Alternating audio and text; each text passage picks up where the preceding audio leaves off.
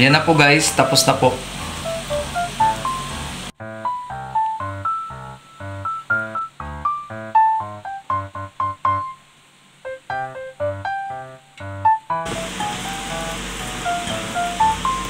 So ayan, na-mix na po natin. Ngayon lagyan po natin ng asin guys. Yung ginagamit ko na asin guys, rock salt po. Pero yung paglalagay ng asin guys, huwag damihan. Konti lang guys. Konti lang. Huwag damihan guys, konti lang. Yan, lagyan po natin ng paprika guys. So, tapos guys, i-mix natin guys, i-mix. Chili powder po siya. Lagyan po natin. Depende lang sa inyo guys ha, kung gaano karami. Pagkatapos, i-mix po natin guys.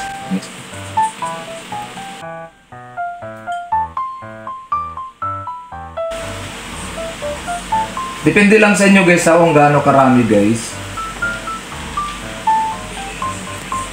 Pwede nyo kunti lang. Pwede.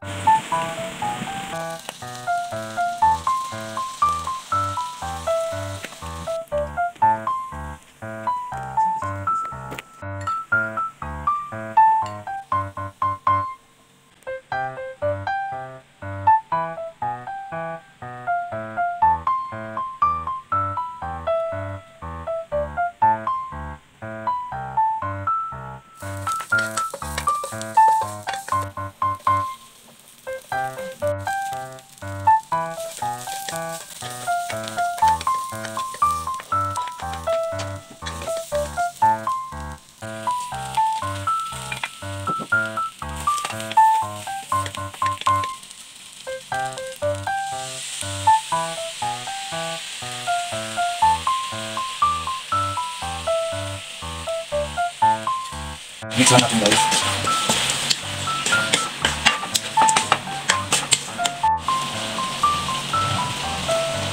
Sarap po guys.